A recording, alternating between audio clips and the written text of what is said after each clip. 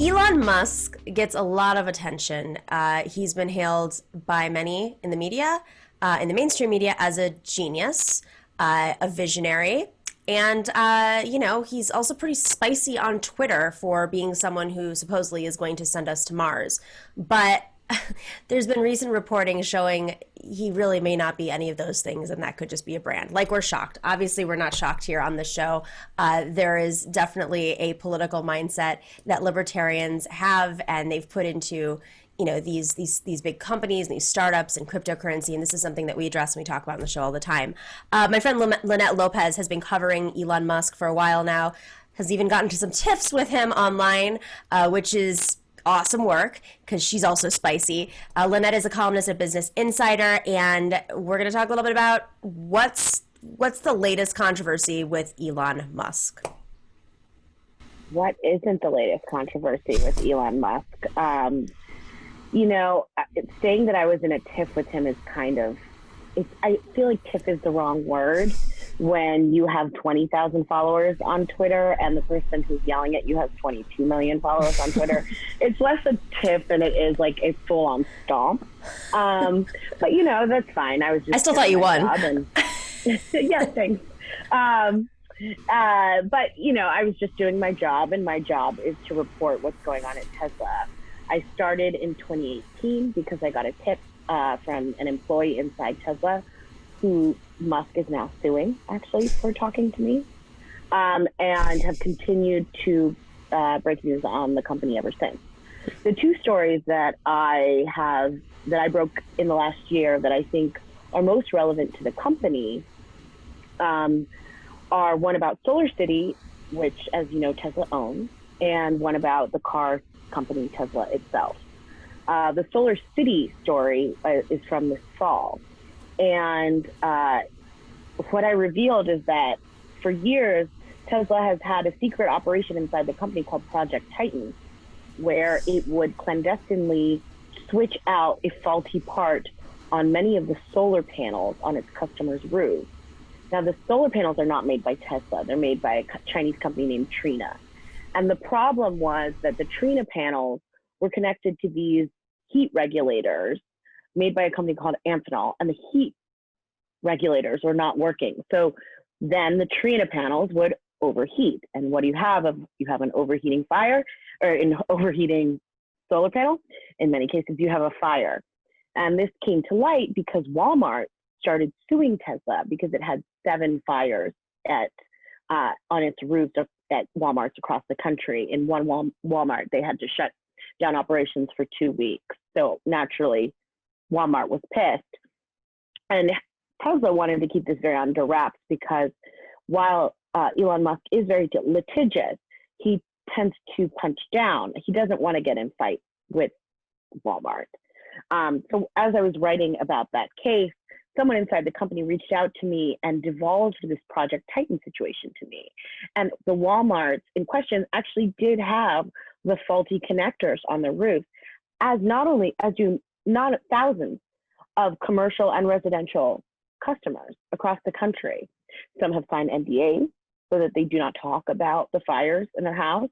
I've written a story about a woman in Colorado whose house almost burned down because of one of these faulty connectors. Wow. And so that to me is an extremely important story that really homeowners should pay attention to. And a lot of these homeowners bought their houses with Tesla solar panels on them. They didn't really know the company, they didn't agree to this. But sometimes the leasing requirements can be very onerous. And so I think they should know, and they should be able to pay attention to what's going on at the company going forward, because the story is material to what will happen to Elon and his future. Right now, Elon is facing a lawsuit from shareholders who are alleging that his whole purchase of SolarCity was done in bad faith, which is why the Project Titan.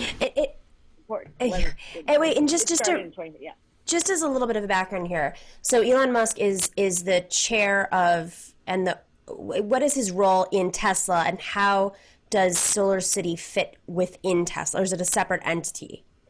Tesla purchased SolarCity in an all-stock deal. Okay. Okay. Elon was on the board of SolarCity, and his cousin was the CEO. And his brother was also on the board. His brother is on the board of Tesla. Obviously.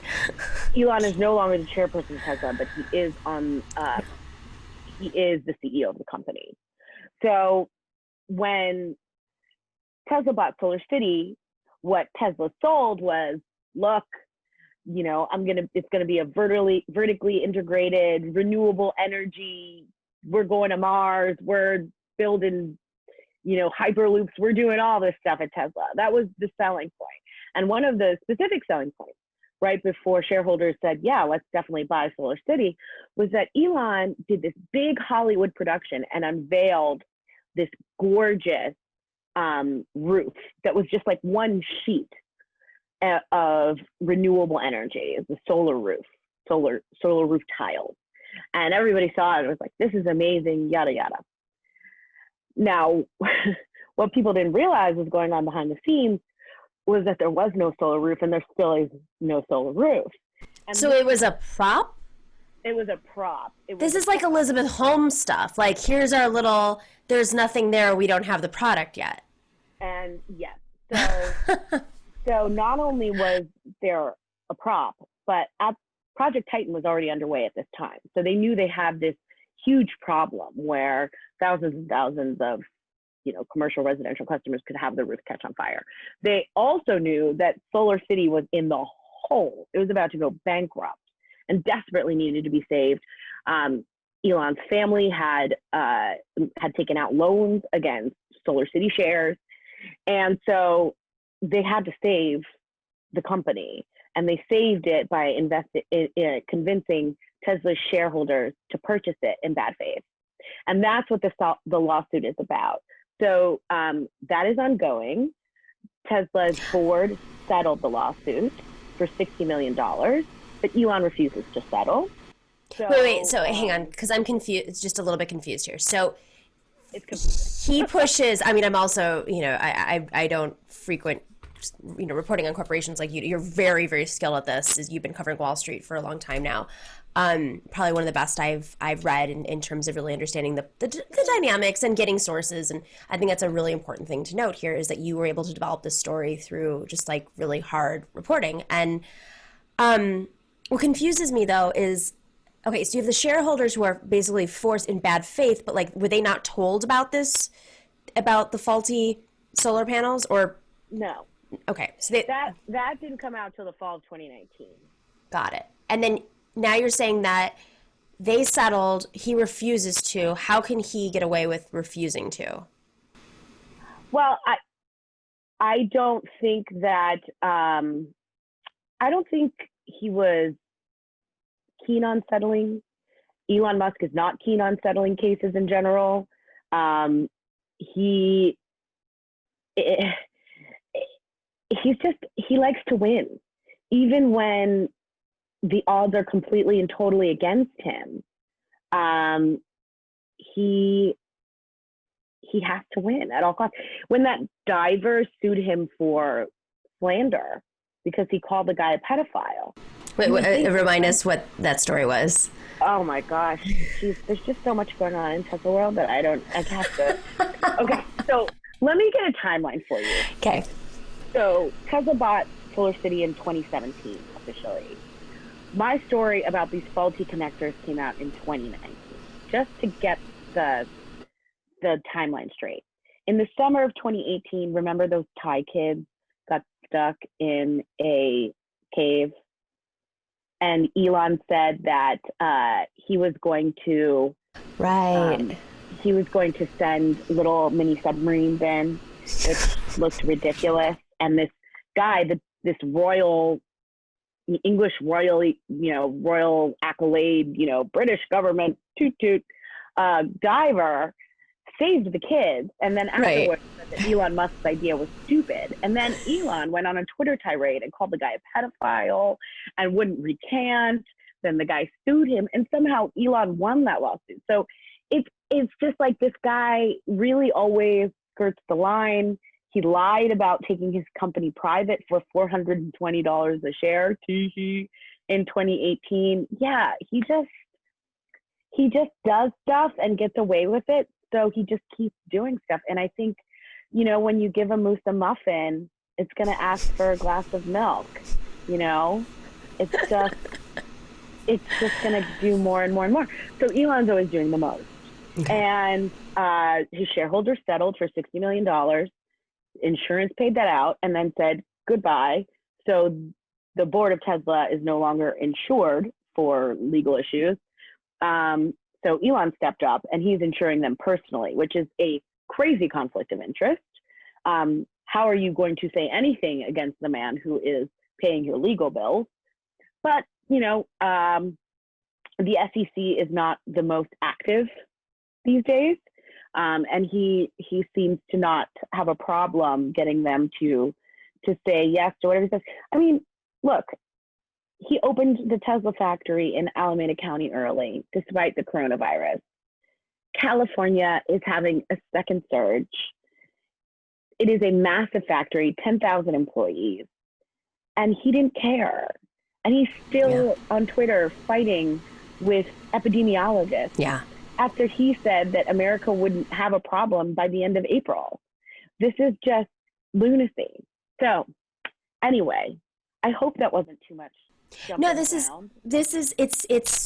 I think it's really fascinating because, from the political perspective, he has a very clear perspective on politics and science, and, COVID being the perfect case.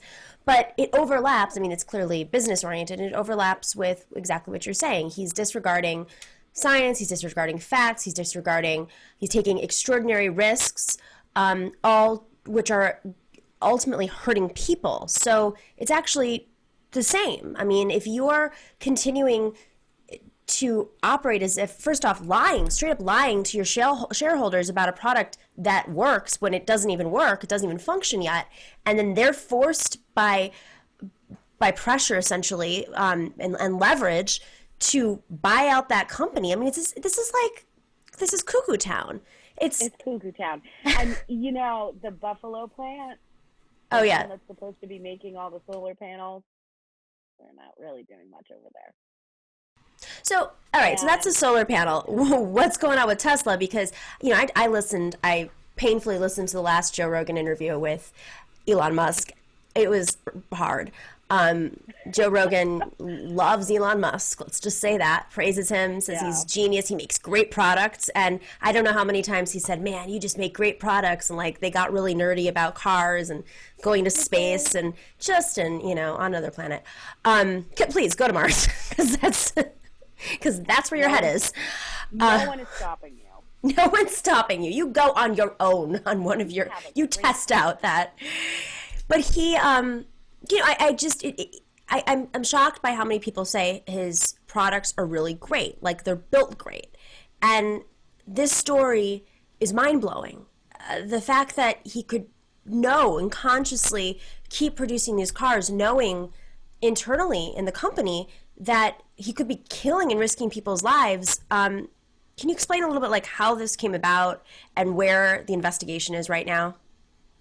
Yeah, this is my second story that I said, that I think really is emblematic of Tesla this year.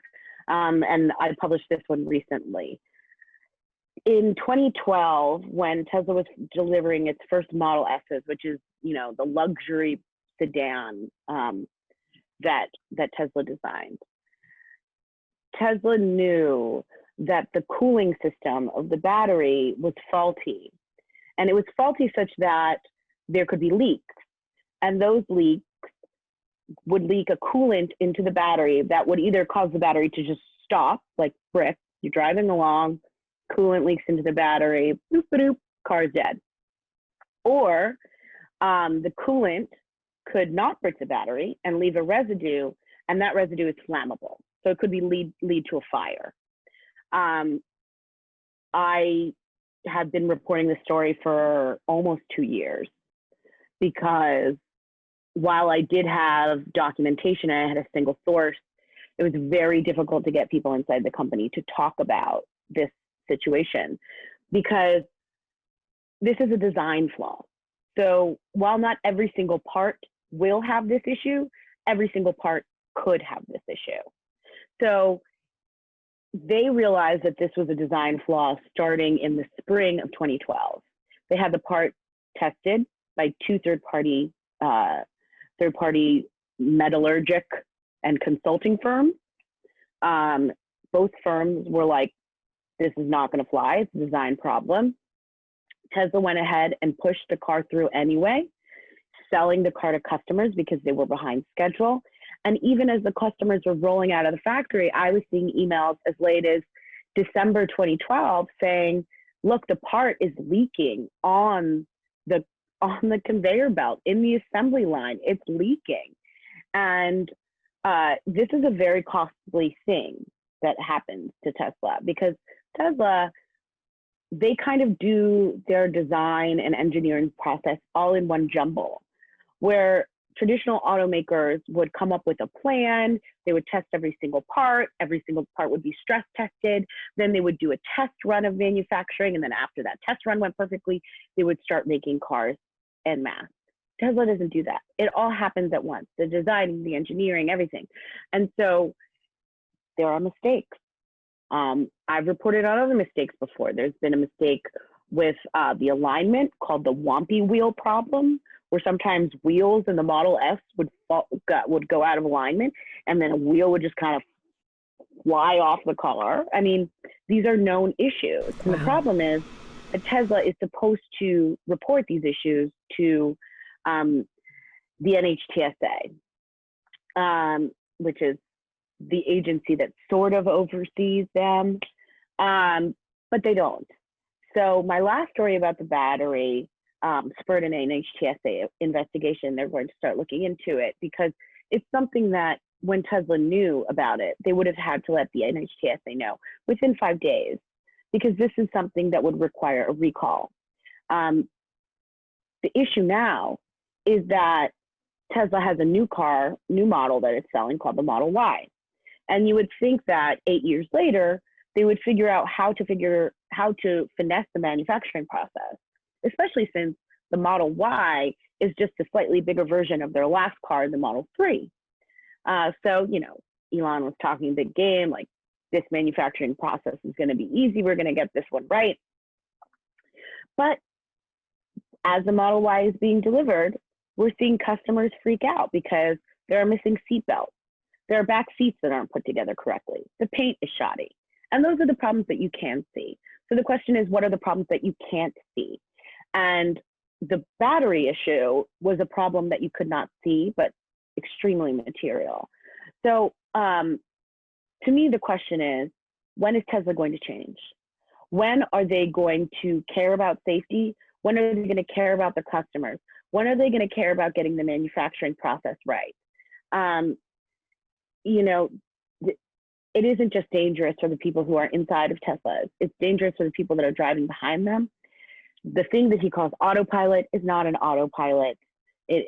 People overuse it. It is guided assistance, just like you would get in a BMW or any other car that has. So the way that he markets these products, it's not reality. And because he has such an extremely loyal, almost religious fan base who believe that he can do no wrong, they say, well, autopilot's not perfect, but everyone knows that. Like, blah, blah, blah. Tell that to the gentleman who died in Mountain View, California, because his autopilot was faulty, and it kept swerving him into a divider in the highway. And finally, one day, he couldn't move the car quickly enough and crashed and died. Tell that to people who are really, really, I'm consistently shocked by the number of accidents and fires that people see and still tolerate, and the defects that people have in their own Teslas, and say, I love the car. It's a perfect car. But so there's a bit of cognitive dissonance there from the Elon fans.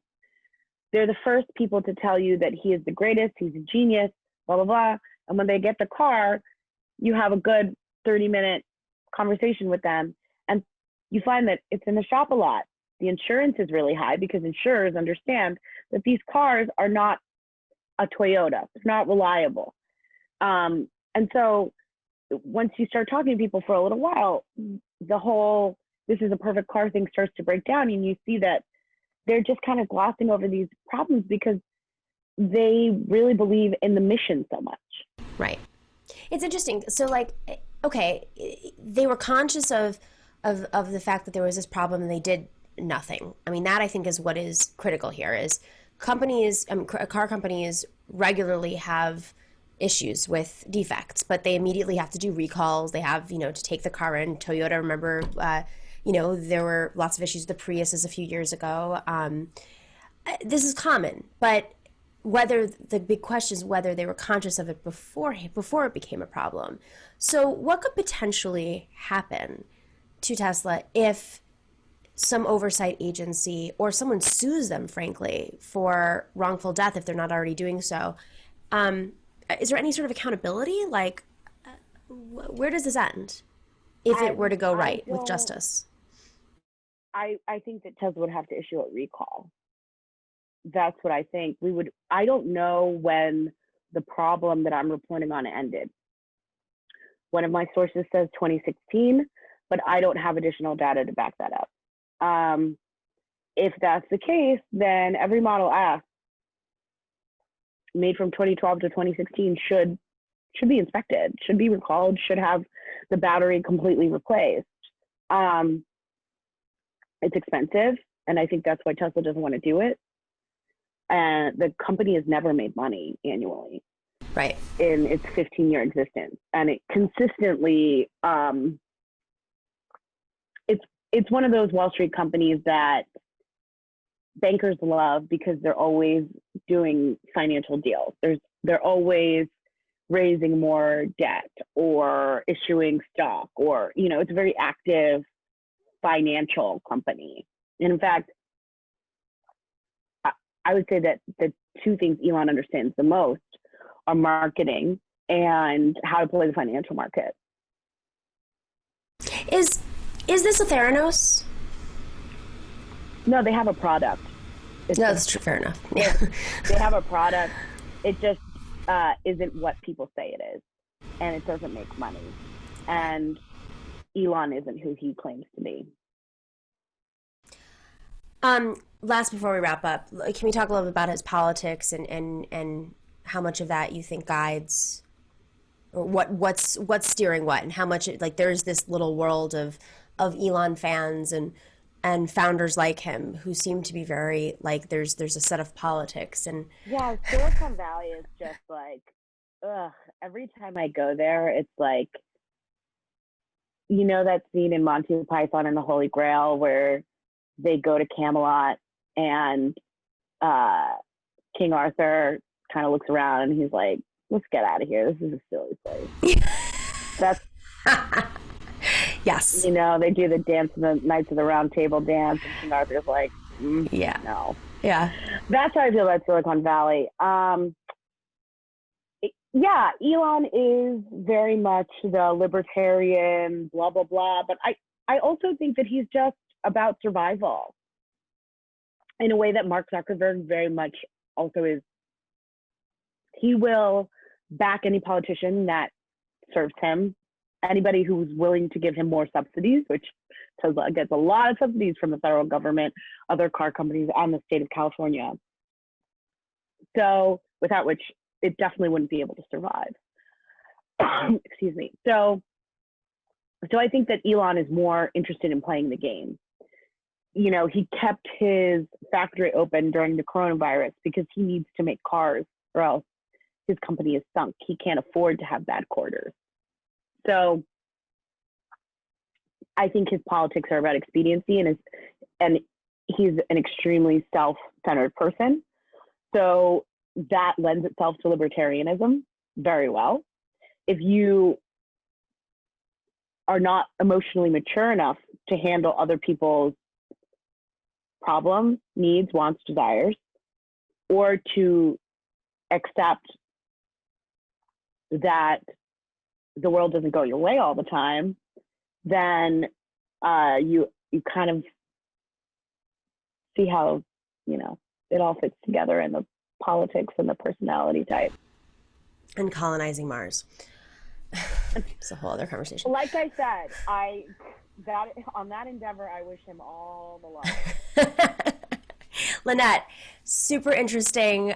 Check out Linette's reporting in Business Insider. She's a columnist. She's covered Wall Street for years, and she also, of course, covers Elon Musk now, which she loves. Yeah, anything that has to do with scammers. So, also President Trump, who is the biggest scam being perpetrated on the world stage right now. Yeah. So, I mean, it's very hard to look at him and not see just a New York con artist. Yeah. I mean, there's so many parallels, like as you're telling the Elon Musk story, and just, I mean, the solar panels. It's, Donald Trump selling a bridge to nowhere. I mean, it's crazy. It's just selling his brand that's latched onto it's the story of these entrepreneurs who are given every access point to wealth, to producing, their ideas, and the buffers. I mean, it's just amazing when you look at like how women are treated, who do startups, and the types of questions they're asked, with exception to Elizabeth Holmes, and compare them to like the men who nobody asks along the way. How do you think you're going to be able to get to Mars? I mean, just from the beginning. And so as a result, they've built this ecosystem around them of yes men and fans and cult, followers that I just don't see happening when it comes to people who, frankly, women, without a doubt, and people of color who start businesses and operate in the world. They're just dealt with different screening and questions and frankly, reporting. So we can ask questions right back. That's what we're going to do. Thank you for watching and listening to the Nomiki Show. Make sure to click like and subscribe on YouTube and share with everybody on social media. And of course, if you're not a patron already, please join us on patreon.com/The Nomiki Show for as low as $5 a month. That money makes a huge difference. We don't have the corporate money coming in. We're not cable news that's raking in the dough from advertisers right now as everybody's sitting at home and watching. It is really you guys who are keeping us together. So please consider being a patron. And for those of you who have already, we are incredibly grateful to you.